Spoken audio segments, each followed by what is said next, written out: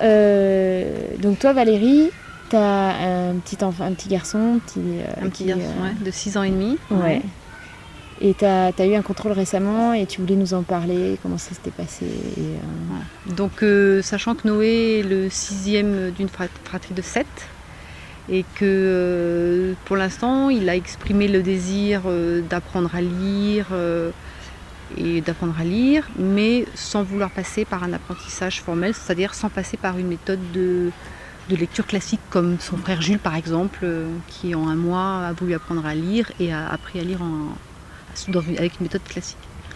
Donc là on est vraiment dans les apprentissages complètement informels, c'est-à-dire que Noé il n'accepte pas effectivement enfin c'est pas qu'il n'accepte pas, ça ne l'intéresse pas de se mettre à une table et d'ouvrir un bouquin et d'apprendre des sons qui pour lui n'ont aucun sens.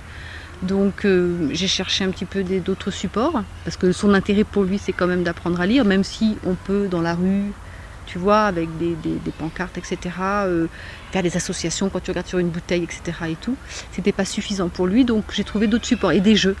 Tout de toute façon, avec Noé, passe par le jeu. Donc voilà, donc je m'étais procuré ces jeux. Et quand j'ai reçu donc la convocation pour son contrôle, j'avais donc rien à présenter de tangible à l'inspecteur ou à la conseillère pédagogique. J'avais pas de classeur, il écrit lui sur des supports papier mais qui sont plutôt volants, donc je n'ai rien vraiment à présenter à l'inspection dans le cadre du contrôle.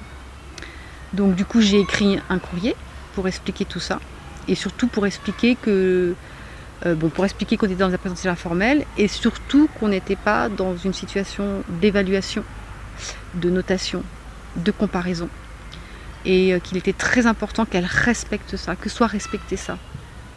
Donc ça veut dire qu'effectivement, je n'ai pas envie qu'on pose des questions à mon enfant sur ce qu'il sait ou ce qu'il ne sait pas. J'avais vraiment envie qu'on observe en situation d'apprentissage.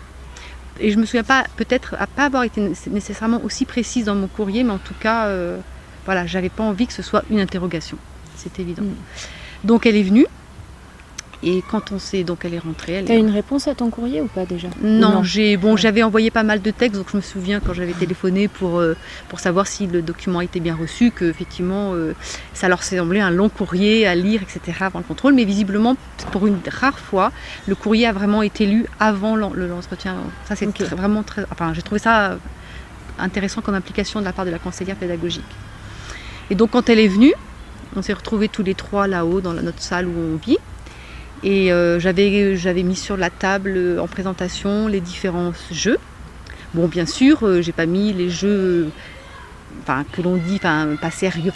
Moi, j'appelle pas ça des jeux pas sérieux, mais pas des croque-carottes ou des jeux qui n'auraient pas une vocation pédagogique.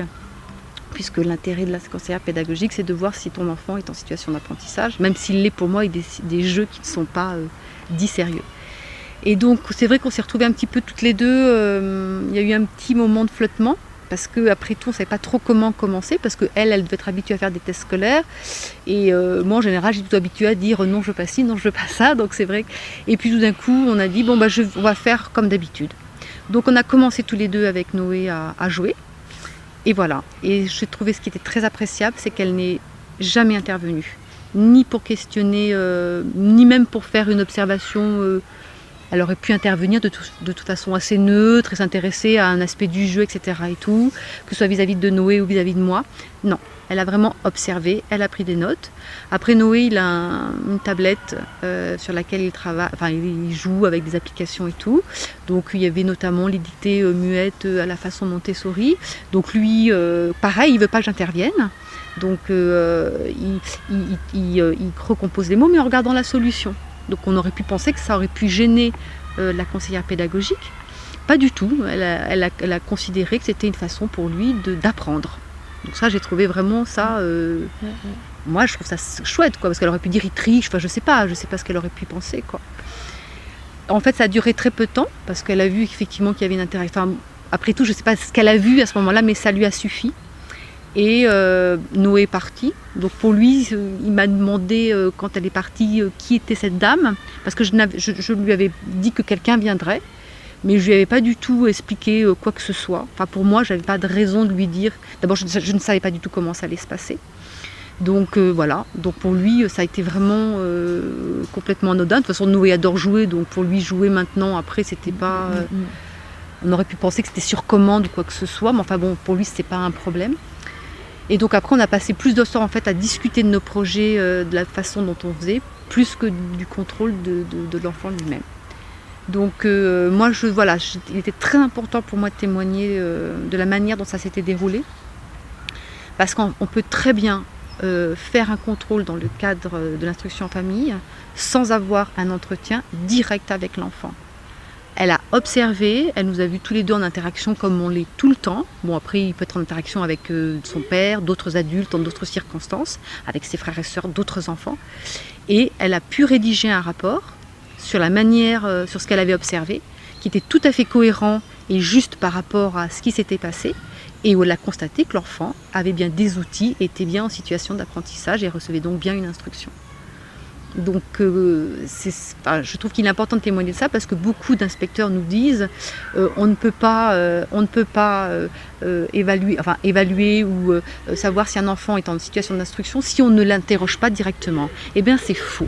De toute façon, un inspecteur qui va dans une classe, il n'interroge pas les élèves, il observe le professeur, la maîtresse avec les élèves, il observe cette interaction et il n'intervient pas. Donc voilà, moi j'ai trouvé ça excessivement...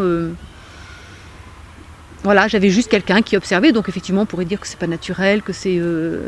Mais bon, moi pour l'instant c'est un des seuls contrôles qui me paraît le plus satisfaisant. C'est sorti positif, quoi. Voilà, ouais. Donc c'est possible d'avoir un contrôle pédagogique sans avoir une parole directe avec l'enfant. Voilà. Parce que l'enfant, on vient observer qu'il est en situation d'apprentissage. Voilà, c'est ça le plus important. Donc voilà, c'est possible. Ok. Merci beaucoup.